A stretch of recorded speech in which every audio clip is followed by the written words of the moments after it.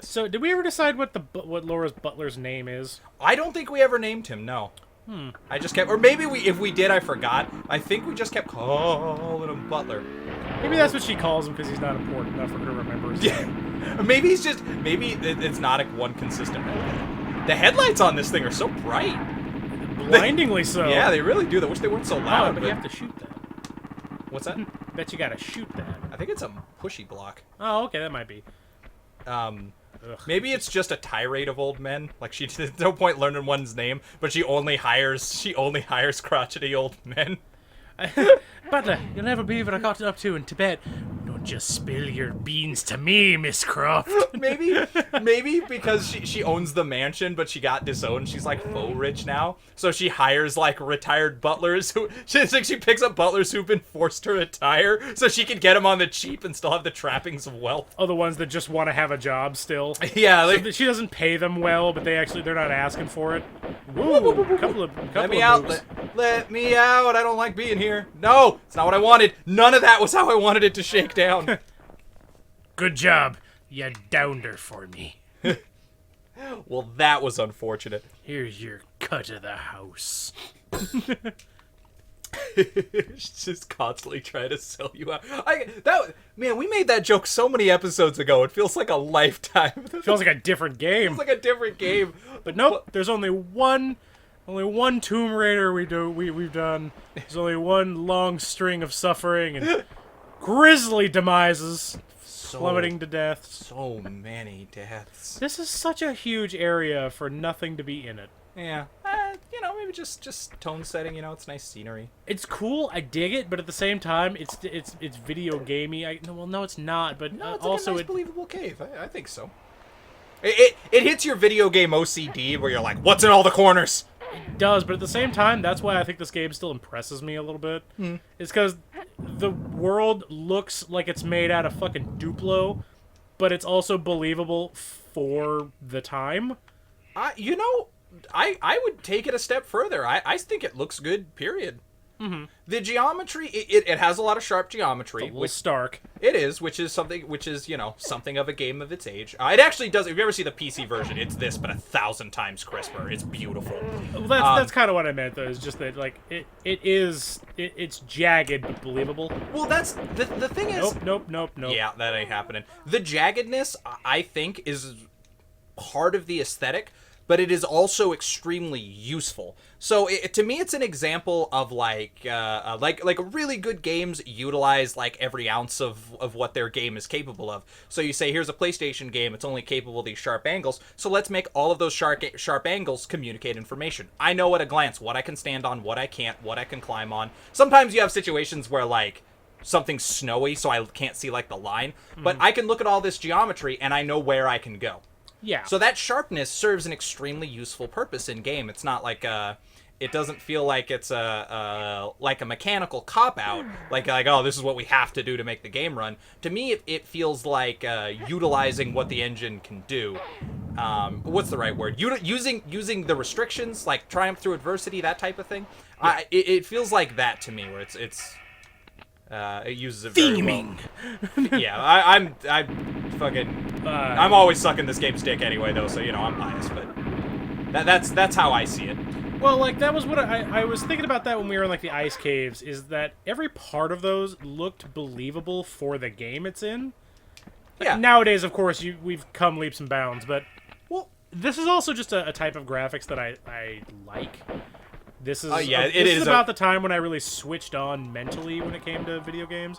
I would play older games, but I was never like, oh, wow, look at the... Fucked all that up. Go ahead. I was never all about, the graphics in a game. I would just be like, a video game. I don't own these. These are cool. Yeah. Then I got a Saturn, and I'm like, these look great, and they don't. But they did it. They felt like it at the time. Yeah.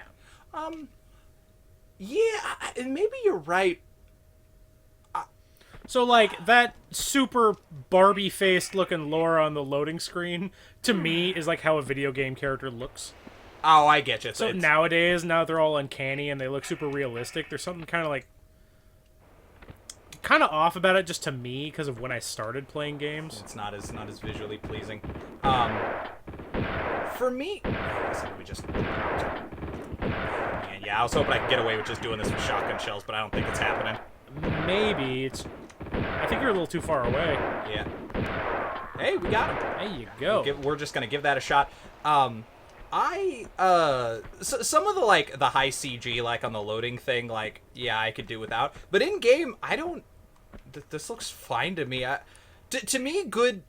It's about art design, not fidelity. Resolution isn't really what I'm in it for. You know, as long as it's not hurting the game, which I don't think it is. Oh, you're not the part of the 60 fraps only crowd? No, I don't give a shit about that. Well, actually, that's a... It's interesting that crowd exists because those types of people are the reason we lost 60 frame per second games to begin with. Yeah. Games used to be 60 frames per second, and then like people wanted to like push graphics more and more and more and more, and systems couldn't handle it. So we have like your most famous games of all time. You have like Ocarina of Time runs like 20 frames per second. Mm-hmm. It's like a comically low frame rate, so you could have those graphics. But no, for me, it's just it's do all the pieces fit into place? Is everything communicated clearly with a consistent aesthetic that communicates what the game, the tone and message of the game, and everything in this game does that, and that is a victory. That is good graphics to me. That's all it takes. Like, it's nice when things are cool and polished, and I don't mind myself a little bit of like flare and bloom and some cool extra like lighting effects sometimes. But does it help or harm the game? Does it make the game better, or is it just for the purpose of having it and doing like show off? Because you're spending money and development time adding those flashing lights that may not help your game at all when you could have spent that time with a little bit more mechanical cleanups and stuff like that. This game is, I mean, there's some janky things here and there, but generally speaking, it is a machine. There's no automation. Everything is completely mechanical. Where the fuck am I? How do I get down there? Everything is button to button. Maybe save. I just did. Okay. Sorry, every time you like save, my brain flips off and I'm like, "Ooh, you should save." Yeah, there we go. But everything in this game is a machine. I know what it is at a glance. All my buttons do one specific thing. Nothing's contextual. Mm-hmm. And that is a triumph to me. That is a quality that good games No. That is a quality that good games have. The one that I thought was really interesting was when the Crash Insane trilogy came out. Nobody had any complaints about it, and it actually runs at like 30 frames. Yeah, that's fine. Meanwhile, Crash 4 comes out, runs at 60, and people just bitch about the gameplay mechanics in it. So I'm like, maybe the graphics aren't as make or break as you're all saying they are. Yeah, maybe there's a little more to it than people tend to communicate. Yeah, for sure. Well, some games sell graphics. Yeah. Which I would argue is a bad... I personally don't think that's a good... like, you don't get value out of nice graphics. I don't think you get a good game out of that. I think graphics are always secondary to design. Mm-hmm. Not just mechanical design, but visual design as well. I think there's... where... Well, yeah, that's one of my favorite examples of that is like Team Fortress 2 infamously has like a super restrictive poly count for a lot of their stuff. They even put that in the workshop if you're going to make something. Yeah. They tell you straight up, it needs to fit into this. It has to be like, it only has to have this many polygons because of just how we built it. And now if you can make a thing and it's pleasant to look at, that's how you know you're doing something right. Yeah. Well, another interesting... That game is also a perfect example of, like, design over fidelity, because it still looks extremely good. It hasn't lost any of its visual oomph over the years, and it's been out, what, 10 years? More than that. It's 12, 15? It's 15, I think, at 15. this point. It's a long time. It still looks fantastic, because the design is crisp. Yeah. And I feel like that's sort of the third leg of, like, the triangle of expectations for a game that most people don't really think about. Are the graphics, are they high quality graphics, and is it high quality gameplay? But the construction, like the design aspect of it, I feel like gets really left out. And they say, yeah, the graphics are really good, and they're not good. They're not good. They're polished. They're polished like a marble. There's no edges. There's nothing for your eye to catch on. It just has extremely high like a resolution and a lot of lighting effects. It's not the same thing as good graphics. It's a coffee table book. It's just there to notice, but you're not really going to make a whole conversation about it. That is an excellent example. Yeah, it's coffee table graphics. That's like, oh, look at what our engine could do. Cool. But I do not know if that was the right thing to do. I just... Look, you got 3 duckies, and at this point, I just think we need to maybe wrap this cave up. Yeah, I'm not... I would love to. I'm trying to figure the fuck out Oh, how. no. I'm just saying, like, whatever gets us further down this hole. Yeah. Geez, can you just swan dive into the water? I can, but I don't know if that's where I need to go. I'm pretty sure I can make it over there. Well, the water's down there for a reason. Well... I'm just saying, whatever is down there will be at least one default path for when you fuck up. It could be, yeah, it might be the, like, the failure path. That might be my way back. There might be something in there that helps. Ooh. Maybe you were supposed to just long bomb dive jump that one. Maybe. Like, that was the way to get down there. You just there's just nothing in this cave? Yeah, I think you might be fucking right. One schmuck. Just this guy, and he had nothing. With empty boots. With empty fucking boots. Yeah, well, this is nice. Why'd you leave your socks? Oh god, being in this area, just with no socks. No, thank you. How about with socks soaking wet? Because I've been in water 4 times in this level. Either way, that is just trench foot. Yep. Gross. That ledge right there is haunting me. Look at it. Yeah. See it over there? Taunting me? It looks like you're supposed to land on it. Okay. I'm curious, do you just death drop into that pool from here? I'm gonna try it. Why not? You got a save state? What? It was so close! Oh my god! Damn it! So fucking close! I will now jump from this 40-foot high board into a pile of snow! A damp sponge! Damp sponge. Wow, you haunted whatever that mook's, like, that guy just, like, looked over like, jeez! How about here? Okay. Okay, so the thing is I need to not swan dive. Oh, is that? Yeah. The swan dive's killing me. You jump way less when you swan dive. Oh, okay. It gives you, like, a perfect U. Alright. At least I wonder if you take fall damage if you land in water without swan diving. No. That'd be a cool little trade-off. Nice detail. Yeah, you have to cliff dive it if you don't want to take the damage. Woo! I'm sure it makes sense to someone. But not I. Not I. Why just swan dive, Lara? Oh, or is it exactly the same? Oh, shit, maybe I was wrong. Is this not what I'm supposed to do? Why'd you break your shin?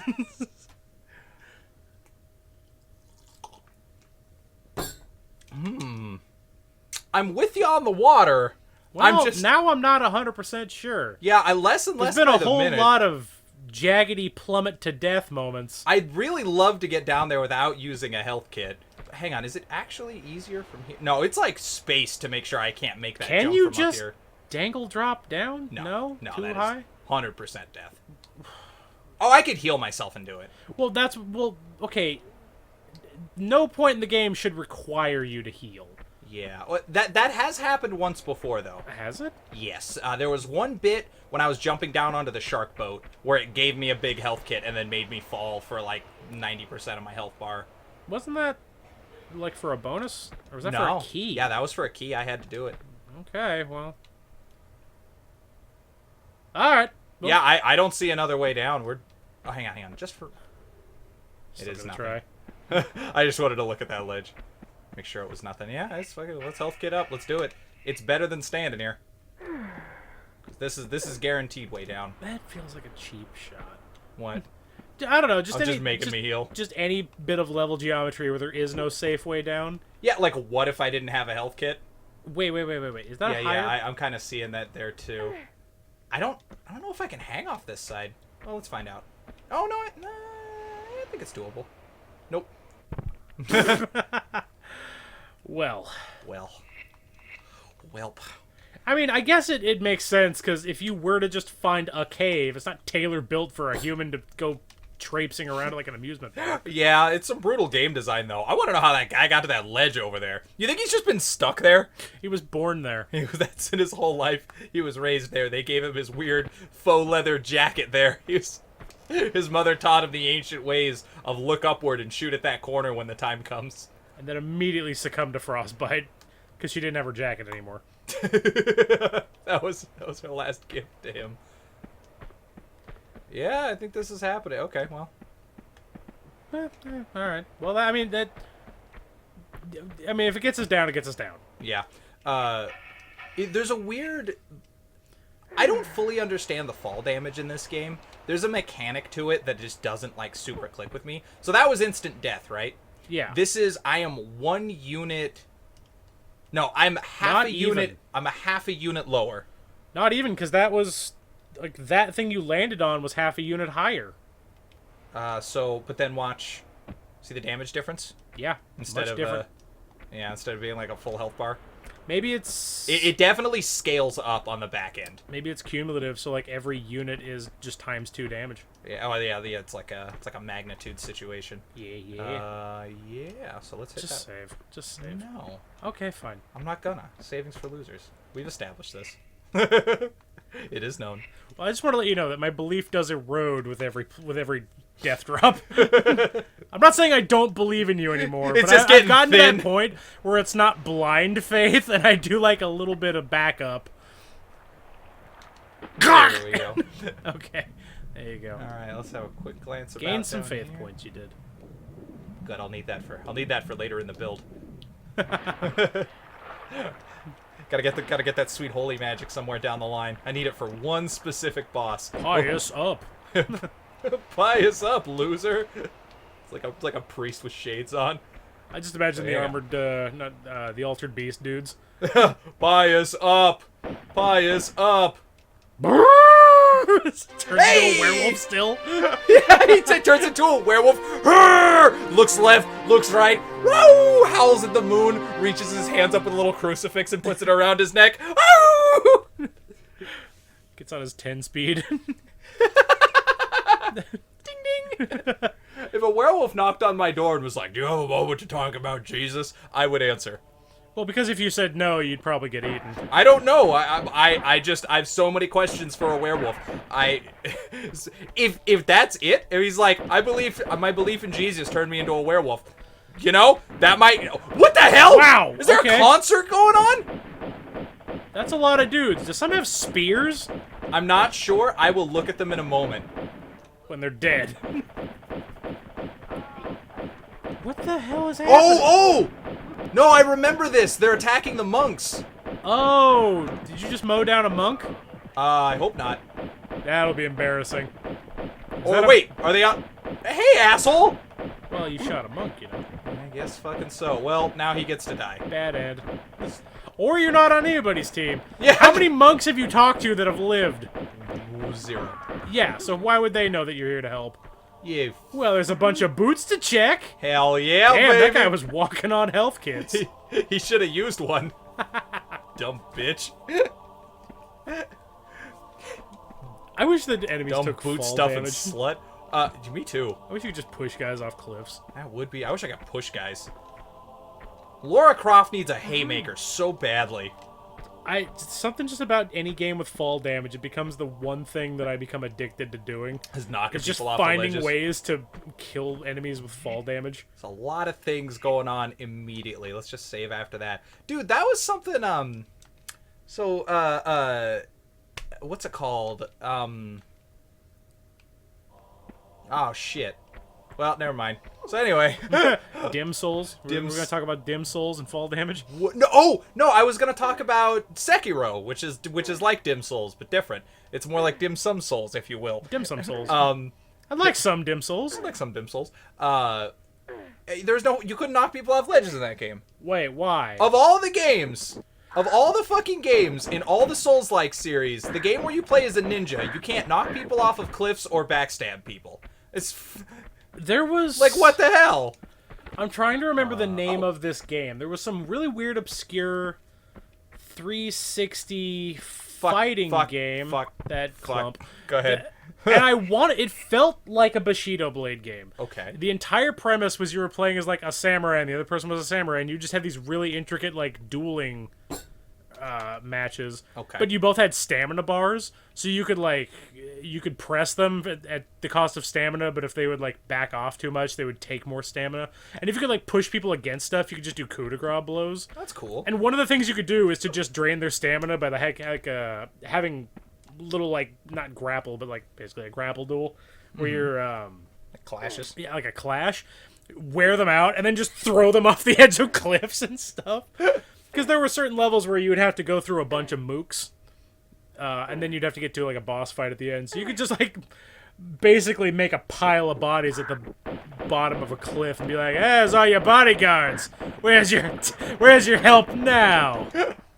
I just want to like to comment on that. That is a cool concept. On a related but separate note, thank God fighting games don't put like shit you can fall out of anymore. You mean like ring outs? Yeah. My favorite ones are the ones that still have stuff you can fall out of, but they aren't like match enders. They're just bonus damage and a scene transition. Scene transitions. I kind of Dead or Alive games are my best example of those. I love those match scene transition things. Yeah. What's it called? You know, it's another good kind of transition. Transition to the next episode. Oh, Injustice has those as well. Is what I was going to say. Yeah. Injustice has really, really nice ones. But yeah, and the transition into the next episode of this show that you're watching right